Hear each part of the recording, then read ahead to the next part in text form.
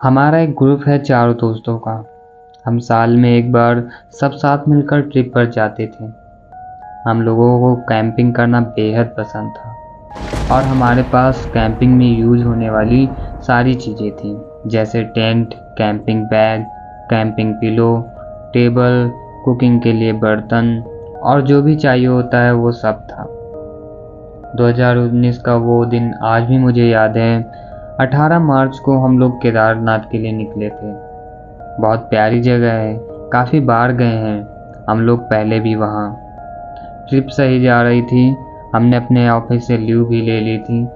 वो संडे का दिन था और रात को हमने अपनी कार पर अपना सारा सामान भर लिया और 11 बजे के आसपास हम निकल पड़े। नॉर्थ इंडिया में मार्च के महीने में अच्छा खासा मौसम रहता है। सुबह शाम की ठंडी हवा आपको अपना बना लेती है। हमने पहले ही सोच लिया था कि हमें कहाँ जाना है, कितना ट्रैवल टाइम लगेगा और कितने लोग होंगे वगैरह वगैरह। ज़्यादा भीड़ भाड़ में मज़ा किरकिरा हो जाता है, इसीलिए हम ज़्यादा लोग जाने वाले नहीं थे। रात भर ड्राइव करने के बाद सुबह के लगभग 4 बजे के आसपास हम उस जगह पहुंच जाते हैं। वहाँ का नज़ारा इतना खूबसूरत था कि देखते ही प्यार हो जाए इस जगह से। जैसे हमने सोचा था वो जगह बिल्कुल वैसे ही थी। एक सेफ जगह देखकर हमने अपनी गाड़ी खड़ा की। जो भी चीज़ें कैंपिंग के लिए थी वो गाड़ी से निकाली। मेरे एक दोस्त ने कहा कि अपना कैंपिंग टेंट पहले ही लगा लेते हैं, वीकेंड्स पर और भी लोग आ जाएंगे, फिर आज भी जगह हाथ से निकल जाएगी। इस वक्त आगे वहाँ गिने चुने ही टेंट लगे थे। हमने भी अपना टेंट एक अच्छी जगह पर लगा लिया, फिर थोड़ा आराम किया। 9 बजे के आसपास हमारी नींद खुली तो हम लोगों ने सोचा कि घूमने चलते हैं। सारा दिन खूब घूमे फिरे। शाम के वक्त कुछ खाने का सामान लेकर टेंट में वापस आ गए। आहिस्ता आहिस्ता अंधेरा होना शुरू हो जाता है और खामोशी इतनी कि हमने कुछ लकड़ियां जलाई थी तो उनकी आवाज़ भी हमें एकदम से साफ सुनाई दे रही। खाना हम खुद बनाने वाले थे और खाते पीते काफ़ी रात हो चुकी थी। हम 4 दोस्तों में से एक बंदा ऐसा था जिसके साथ हम बड़ा मजाक करते थे। वो बिल्कुल भी बुरा नहीं मानता था। हम उसकी खिंचाई कर ही रहे थे, ऐसे में किसी ने भूतों की कहानी का जिक्र कर दिया। तब मैंने अपने दोस्तों से कहा कि जो भी बात करना है ध्यान से करना, क्योंकि इनके बारे में जब बात होती है तो ये पास आकर सुनते हैं उन बातों को। एक दोस्त ने बोला, ऐसा कुछ नहीं होता, तू डरा मत। और वो मेरा दोस्त जिसको सब तंग करते हैं वो चुपचाप बैठा हुआ है। उसके चेहरे पर इंप्रेशन मुझे कुछ ठीक नहीं लग रहे थे। फिर मैं अपने सभी दोस्तों से कहता हूँ कि काफ़ी रात हो चुकी है, चलो सोते हैं। हमने जो आग जलाई थी वो अब बुझ चुकी थी। कुछ ज़रूरी सामान उठाकर हम अपने टेंट में सोने चले गए। थक चुके थे तो हमें कुछ पता ही नहीं चला कब नींद आ गई। अच्छी खासी ठंड थी वहाँ। टेंट को बंद करके डिम लाइट जलाकर अच्छे से हम लोग सो रहे थे। रात के लगभग 2 बजे के आसपास मुझे प्यास लगती है। मैं उठता हूँ पानी पीने के लिए, तब मुझे किसी की विस्परिंग की आवाज़ सुनाई देती है। जैसे कि मैंने पहले भी बताया था कि वहाँ बहुत ज़्यादा खामोशी थी। ऐसे में अगर कोई दूर भी बातें कर रहा होगा तो भी वो भी साफ सुनाई देगा। जब मैं पानी पी रहा था तो मुझे विस्परिंग की आवाज़ लगातार सुनाई दे रही थी। मैं उठता हूँ, अपने टेंट को थोड़ा सा ओपन करके बाहर देखता हूँ। वहाँ मुझे कुछ नज़र नहीं आता। फिर अपनी टॉर्च उठाकर चारों तरफ घूमता हूँ। बाहर जो हमने आग जलाई थी वहाँ उसमें से धुआं उठ रहा था। आसपास कोई है ही नहीं तो ये विस्परिंग की आवाज़ कहाँ से आ रही है? और वो आवाज़ ऐसी कि जैसे बहुत ज़्यादा डिस्टर्ब कर रही हो, आपके दिमाग पर हावी हो रही हो, कुछ ऐसी आवाज़। दिन में ये जगह जितनी खूबसूरत लग रही थी, रात में ये जगह उतनी ही डरावनी थी। ना चाहते हुए भी मैं विस्परिंग की आवाज़ के डायरेक्शन में चलना शुरू कर देता हूँ। मेरे हाथ में एक जलती हुई टॉर्च है और आगे जाकर थोड़ी सी ढलान पर उतर कर जाता हूँ और आगे बस जंगल ही जंगल। उस जंगल से पहले कुछ बड़े बड़े से पेड़ हैं और वहीं पर मेरा एक दोस्त जिसे सब तंग कर रहे थे वो एक पत्थर पर बैठा हुआ है। सामने पहाड़ से नीचे देख रहा है और उसकी बॉडी लैंग्वेज ऐसी कि जैसे किसी से बात कर रहा हो। सच कहूँ तो मैं यह देखकर बहुत ज़्यादा डर जाता हूँ और उसके पास जाकर उसके नाम से उसको आवाज़ देता हूँ, पर वो कोई रिस्पॉन्स नहीं करता। ऐसा लग रहा था कोई उसे कुछ समझा रहा है और बदले में अपना सिर हिला हिला के रिस्पॉन्स कर रहा है। वो विस्परिंग की आवाज़ मुझे आए जा रही थी और अब वो तो बहुत करीब से आ रही थी। मैं धीरे धीरे उसके पास जाता जा रहा हूँ, उसका नाम ले रहा हूँ, पर कोई रिस्पॉन्स नहीं। मैं बिल्कुल उसके पास जाकर उसके पीठ पर हाथ रखता हूँ तो मुझे ऐसा लगा कि वो जैसे एकदम होश में आया हो। मैं उससे कहता हूँ, यहाँ क्या कर रहा है? चल, इतनी रात में बाहर रहे ये ठीक नहीं है। वो सामने से कुछ नहीं बोलता और मेरे साथ चल पड़ता है। मैं उसे उसके टेंट में छोड़ देता हूँ कि सो जा यहाँ और सुबह बाहर आना। अब मैं तुझे देख ना लूँ। इसके बाद मैं वो सब ऐसे समझता हूँ कि जैसे मेरा वहम होगा और उसे शायद नींद में चलने की आदत है। यह सब मैं सोच रहा था। मेरा माइंड कह रहा था कि कुछ ना कुछ गलत है, कुछ तो बहुत अलग है।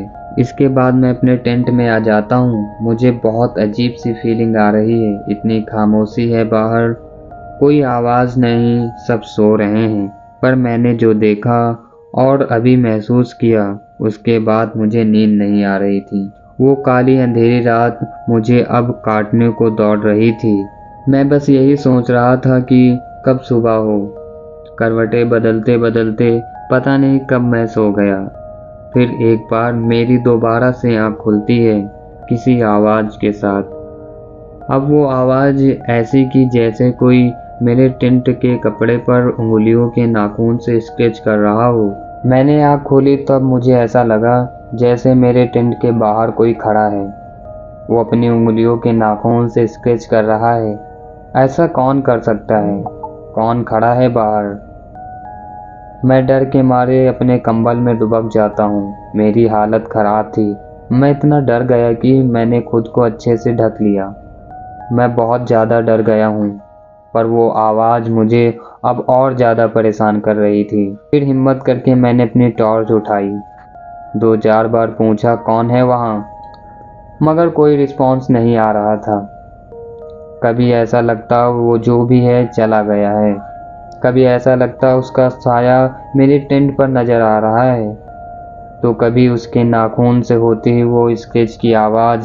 की हिम्मत बाहर निकलने की तो बिल्कुल नहीं हो रही थी। मैं चुपचाप टेंट के अंदर ये सब इग्नोर करने की कोशिश कर रहा हूँ। काफ़ी देर गुजर जाने के बाद मैं उसे ऐसा फील करवाने की कोशिश कर रहा था कि मैं सो गया हूँ, मगर वो जो भी चीज़ थी मेरा पीछा नहीं छोड़ रही थी और ऐसा लग रहा था वो आवाज़ आए जा रही है, आए जा रही है। मैं उस आवाज़ को सुन सुन के इरिटेट हो चुका था। मैं इतना डर गया था कि वहाँ ठंड में मुझे पसीना आना शुरू हो गए थे और मैं बाहर जाकर मदद भी नहीं मांग सकता। फिर मैंने बहुत हिम्मत करके अपने टेंट को हल्का सा खोलकर देखा। डर भी लग रहा था कि कहीं उसकी नज़र मुझ पर ना पड़ जाए। अब उसके नाखूनों की आवाज़ तो नहीं आ रही थी, पर ऐसा लग रहा था कि जैसे कोई है, वो यहीं आसपास है मेरे। मैंने टेंट खोला तो दूसरी तरफ मुंह करके मेरा वही दोस्त बैठा दिखाई दिया जहां हमने आग जलाई थी। मैं फिर से उसके पास जाता हूँ, उसके नाम से उसे आवाज़ देता हूँ। वो मेरी तरफ इशारा करता है कि चलो चलो मेरे साथ। फिर मैं उसके साथ चल देता हूँ और चलते चलते वो मुझे एक अलग सी जगह ले आता है जहाँ हमारे कैंप लगे थे, उससे बिल्कुल अलग जगह है। हम वहाँ पहुँचते हैं तब वह मुझे कुछ बोलता है और ये मोमेंट ऐसा था कि मेरे दिल इतनी तेज़ धड़क रहा था जैसे बाहर ही आ जाएगा। जब मैंने उससे बात करना शुरू की तो वो मेरे दोस्त की आवाज़ नहीं थी। मेरे दोस्त के अंदर से कोई और आवाज़ आ रही थी और वो आवाज़ ऐसी थी कि मैं समझ नहीं पा रहा था कि ये क्या है। वो कहता है कि मैंने कई बार नोटिस किया है तुम सब उसे बहुत तंग करते हो। तुम्हें पता है मैं इसके साथ 2 साल से हूँ। और उसकी यह बात सुनकर मैं सन्न हो गया। बहुत ज़्यादा डर गया था मैं, क्योंकि उसको तंग करने में सबसे बड़ा हाथ मेरा ही होता था। वो गुस्से में ये सब बोल रहा था, मगर उसकी आवाज़ नहीं थी। उस पर कोई साया था और वो साया मुझसे बात कर रहा था और बता रहा था कि कैसे उसे अच्छा नहीं लगता जब हम उसे परेशान करते हैं। उसने एक तरह से हमें वार्निंग दी थी कि संभल जाओ, वरना मैं तुम लोगों के साथ बहुत गलत पेश आऊँगा। अब तुम्हारी हालत क्या होगी ये तुम खुद भी सोच सकते हो। और उसने ये भी कहा कि मैंने जो तुम्हें समझाया है वो तुम समझ जाओ। मेरी बात मानोगे तो तुम्हें कुछ भी नहीं होगा। तुम्हारा दोस्त यह बहुत अच्छा इंसान है। मैं नहीं चाहता कि तुम लोग उसे ऐसे तंग करो। मैं तो डर तो पहले ही गया था उसकी आवाज़ से, उस खौफनाक मंजर से, वहाँ की खामोशी और जंगल से। जहाँ हम खड़े थे वहाँ केवल हम दो थे। मेरा दोस्त कहने को तो मेरे साथ था, मगर उसके अंदर कोई और ही था। मैं वहाँ खड़े काँप रहा था। वो अचानक से कहता है जाओ और जाकर सो जाओ, पर मैं वहाँ से हिल तक नहीं पा रहा था। और वो मुझसे कहता है तुम जा क्यों नहीं रहे, जाओ और जाके सो जाओ। मैं बड़ी हिम्मत करके संभलता हुआ जा रहा था। मुझे ऐसा लग रहा था कि मैं भी गिर जाऊंगा। मैं अपने टेंट में आता हूँ और मुझे यह डर लग रहा था कि वह कहीं दोबारा ना आ जाए। मैं भगवान को याद करते हुए बड़बड़ाता आता हूँ। मैं बहुत डर गया था। मैंने उस रात को कैसे गुजारा ये केवल मैं ही जानता हूँ।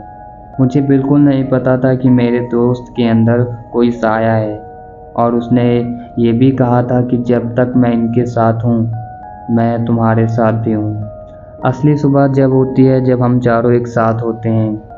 जब उसका कोई मजाक बनाता है तो उसके चेहरे पर गुस्सा दिखना शुरू हो जाता है, और जब उसे दोस्त तंग करने लगे तो मैंने बात को घुमाना शुरू कर दिया। पहले वह ऐसा नहीं था, पर अब शायद मेरे सामने आने के बाद से वो और ज़्यादा एग्रेसिव हो गया था। मैंने यह बात किसी और को नहीं बताई थी, और जब वो दोस्त उसे तंग कर रहे थे तो मैं उस बात को घुमाने की कोशिश करता हूँ। उसके चेहरे को देखकर मुझे पता चल रहा था कि वह उस पर हावी हो रहा है। मेरे माइंड में बस यही बात घूम रही थी कि मुझे यह बात उसके घर वाले और अपने दोस्त को बता देनी चाहिए या नहीं। पर मेरे अंदर एक डर था कि कहीं वो मुझे मार ना दे। मैंने सुनी है उसकी भयानक आवाज़, मैंने देखा है उसका चेहरा जब वो गुस्से में मेरे से बात कर रहा था। मुझे उसकी डरावनी बातें और उसकी डरावनी आंखें मुझे आज भी याद हैं। 4 साल पहले का वो ट्रिप मेरा और मेरे दोस्तों का वह आखिरी ट्रिप था। ऐसी ही इंटरेस्टिंग हॉरर स्टोरी सुनने के लिए हमारे चैनल को सब्सक्राइब कर लें। मिलते हैं एक नए इंटरेस्टिंग हॉरर स्टोरी के साथ। Thanks for watching.